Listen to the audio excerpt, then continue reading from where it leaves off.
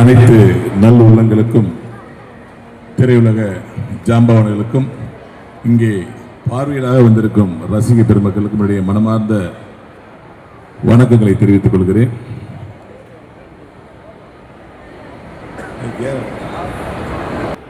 நண்பனை நான் பாராட்டுவதில் அர்த்தம் இல்லை. நந்தா பெரியசாமி உழைப்பு எப்படின்னா, திடீர்னு ஒரு போன் வரும், உடனடியா பார்க்கணும் அப்படின்னு வருவான். பாக்கெட்ல இருந்து ஒரு சின்ன விதையை எடுத்து காட்டுவான். எப்படி இருக்கு இந்த விதைம்மா? வீரியமான விதையா இருக்கான்னு சொல்லுவேன். சரி, நாளைக்கு வரைஞ்சிட்டு போயிடுவான். மறுநாள் வருவான், பாக்கெட்டை பாருமா, பாக்கெட்டை பார்த்தா விதை இருக்காது. எங்கடா புதைச்சி தண்ணி விட்டு வந்தேம்மா. இப்ப எங்கடா வந்தம்மா? உரம் வாங்கிட்டு வரலான்பா. நான் கொஞ்சம் உரம் கொடுப்பேன். நேராக லிங்குசாமிகிட்ட போவான். லிங்குசாமி கொஞ்சம் உரம் கொடுப்பார். அடுத்து வசந்த பாரன்ட்ட போவான், அவரு ஒரு உரம் கொடுப்பாரு. பிருந்தாசாரிட்ட போவான், அவரு கொஞ்சம் உரம் கொடுப்பாரு. அப்படியே எல்லாத்தையும் போய் உரக்கெல்லாம் கலெக்ட் பண்ணி அந்த விதை ஊனான் இல்லையா, அந்த விதை மேல தெளிப்பான். மறுபடியும் ஒரு வாரத்தில் ஆளே இருக்க மாட்டான். ஒரு வாரம் கழிச்சு வருவான். அந்த விதையிலேருந்து ஒரு இலை, 2 இலை அப்படியே துளிந்து இருக்கும். அதை போட்டோ எடுத்து காமிப்பான். பங்காளி எப்படா இருக்குமா? சூப்பரா இருக்குடா, என்ன கலர் இருக்குடா அப்படிமா. அப்படியே சொல்லுவான். மறுபடியும் ஒரு வாரம் ஆள் இருக்க மாட்டான். மறுபடியும் ஒரு போட்டோ எடுத்து காட்டுவான். இடாண்ணே எப்படி இருக்கு செடிமா? டேய் தலை தலை செடி அப்படி இருக்குடா, கொஞ்சம் கூட வாடவே இல்லைடா அப்படிமா. அப்புறம் ஒரு மாசம் கழிச்சு வருவான். முத பூத்த பூவை காட்டுவான். அந்த பூ தான் இன்டர்வல் பார்க்கமா. அப்புறம் மறுபடியும் ஒரு மாசம் கழிச்சு வருவான். 2 காய் காய்ச்சிருக்கும், அதை காட்டுவான். என்னடாம்மா, இதான் ப்ரீ கிளைமாக்ஸ்மா. அடுத்து கடைசியா வருவான். அது 2 காயும் பழமா மாறிடும். என்னம்மா, இதான் கிளைமாக்ஸ்மா. எப்படா இருக்குமா? சூப்பரா, பழம் செம்ம டேஸ்டா இருக்கா. இப்படி நம்ம சொன்னதுக்கு அப்புறம் தான் அவன் தயாரிப்பாளரை தேட ஆரம்பிப்பான். நண்பர்கள் என்கிற ஒரு நேர்மையான 4 நண்பர்களை வைத்துக் கொண்டு திரைக்கதையை அவர்கள் வாயாலேயே நல்லா இருக்குன்னு சொல்ற வரைக்கும் திரும்பி திரும்பி திரும்பி திரும்பின்னு திரும்பி திரும்பி திரும்பி திரும்பி அந்த விஷயத்தை பண்ணி பண்ணி ஒரு திரைக்கதை நேர்மைக்கு மிக சிறந்த எடுத்துக்காட்டு என்னுடைய நண்பன் நந்தா பெரியசாமி. பறவைகள்ல எந்த திருத்தனமும் இருக்காது. ஒரு பறவை தான் கஷ்டப்பட்டு தானே நார்களையும் விளக்கமாட்டு குச்சிகளையும் எடுத்துட்டு வந்து கூடு கட்டும். அது பக்கத்தை விட்டு கூட திருடி முட்டை விடாது. அதே மாதிரி ஒரு சிங்கம் தனக்கு பசித்தால் மட்டுமே வேடையாடும். பசிக்காத நேரத்தில் 10 பேர் பக்கத்தில் பண்ண கூட அப்படியே அமைதியா பார்த்துட்டு இருக்கும். இப்படி கடவுள் விலங்குகளையெல்லாம் ஒரு நேர்மையான குணமா படைச்சிட்டார். ஆனால் இந்த மனிதர்கள் மட்டும் வித்தியாசமா, ஒருத்தன் நல்லவன், ஒருத்தன் கெட்டவன், ஒருத்தன் அயோக்கியன், ஒருத்தன் மோசமானவன், மிக நேர்மையானவன், அமைதியானவன், ஆர்ப்பரிப்பானவன், வன்முறையாளன், தீவிரவாதி, இப்படின்னு பல வெரைட்டியா கடவுள் ஏன் மனிதனை படைத்தாங்கிறது தெரியவே இல்லை இன்ன வரைக்கும். அப்பதான் ஒரு அங்குசம் தேவைப்படுது. யானை அடக்குவதற்கு ஒரு அங்குசம் மாதிரி நேர்மையா இருக்கடா அப்படின்னு சொல்றது ஒரு அங்குசம் தேவைப்படுது.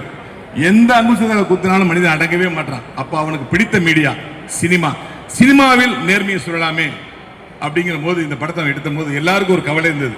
நேர்மையற்றவர்கள் குறைந்தது உலகத்தில் இந்த நேர்மையை பற்றி சிந்திக்கிற இந்த படம் எப்படி ஓடும் அப்படிங்கும் போது இந்த படம் ரிலீஸ் ஆகி முதல் நாள், 2வது நாள், 3வது நாள் அப்படியே நாள் ஆக இந்த படத்துடைய கூட்டம் அதிகரித்து என்னைக்கு ஒரு பள்ளிக்கூடம் தன் பிள்ளைகளை, தன் மாணக்கரைகளை இந்த படத்தை பாருங்க என்று சொல்லியதோ, இந்த நேர்மையை இந்த உலகம் ரசிக்கிறது, நேர்மையை இந்த உலகம் பாராட்டுகிறது என்பதற்கு சிறந்த எடுத்துக்காட்டாக மக்கள் இருக்கிறார்கள்.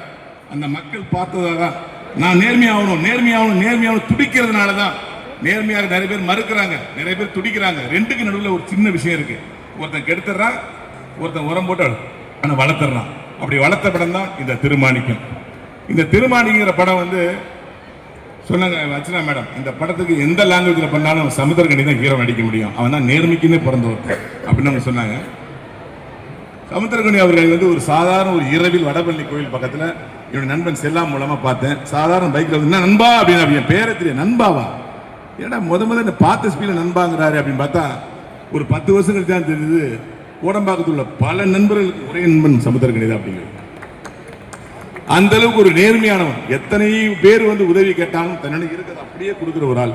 School fees, college fees, hospital admit ஆயிருக்கேன், எதுவாக இருந்தாலும் 1000 ரூபாய் கட்டி 500 ரூபாய், 5000 ரூபாய் கட்டி 2500 ரூபாய், 10000 ரூபாய் கட்டி 5000 ரூபாய் இருக்கிறத கொடுத்துக்கிட்டே இருக்கு ஒரு பண்பாளன். இந்த படம் சாதாரணமா ஜெயிக்கல. இதுல ஒரு வள்ளல் தன்மையே இல்லாத ஒரு ஹீரோ நடிச்சிருந்தா படம் கண்டிப்பா ஓட்டிருக்காரு. இந்த படம் பார்க்கும் போதே ஒரு நேர்மையாளன் தெரிந்தான். ஸ்கிரீன் பிளே நேர்மையா இருந்துச்சு. அதுக்காக இந்த படம் மிகப்பெரிய வெற்றி அடைஞ்சது. ஒரு கேள்விப்பட்டிருப்பீங்க, ஒரு குருவி பல்லாயிரம் கிலோமீட்டர் தாண்டி வரும். எதுக்கு வரும்? ஒரு அண்டார்டிக்கான ஒரு கண்டம் இருக்கு இல்லையா, அந்த கண்டம் விட்டு 7வது கண்டமா என்ன வரும்? எங்க வரும்? இந்தியாவுக்கு வந்து வேடந்தாங்கல்ல குஞ்சு பொரிச்சுட்டு குஞ்சுகள் அழைச்சிட்டு என்ன பண்ணும்? இனவருத்தி பண்ணி மறுபடியும் அழைச்சிட்டு போயிடும். அதுக்கு 6000 கிலோமீட்டருக்கு ஓய்வே கிடையாதா? அது எப்படி சாப்பிடும்? அது எப்படி தண்ணி குடிக்கும்? எப்படி 6000 கிலோமீட்டர் கிடக்குது அப்படின்னா தாய்மைங்கிற ஒரு நேர்மையை அது கரெக்டா ஃபாலோ பண்ணும்.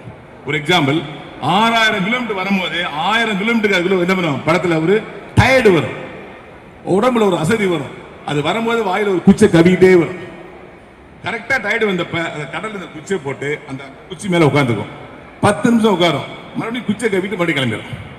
இப்படி 6 முறை 6 கடல்ல குச்சை போட்டு போட்டு போட்டு 10 நிமிஷம் 60 நிமிஷம் ரெஸ்ட் எடுக்கும். 6000 கிலோமீட்டர் கடந்துடும். அப்படி 10 நிமிஷம் கூட ரெஸ்ட் எடுத்து பல ஆண்டுகளை 30 ஆண்டு காலம் என்னுடைய நண்பன் கடந்து இன்னைக்கு ஒரு உலகத்தரமான படத்தை எடுத்திருக்கான்னா அவன் வந்து அந்த பறவைக்கு சமன் சொல்லி, இந்த நேரத்தில் நண்பன் தொடர்ந்து நல்ல படங்கள் எடுக்கணும், ஓடுற படங்கள் எடுக்கணும், உங்களுக்கு பிடித்த படங்கள் எடுக்கணும், நேர்மையை பற்றி மீண்டும் பலவிதமா பலவாரம் எடுக்கணும்னு மனதார வாழ்த்தி விடைபெறுகிறேன். நன்றி, வணக்கம். மனமான வாழ்த்துக்களுக்கு நன்றி சார். அடுத்து ஒரு பியூட்டிஃபுல்லான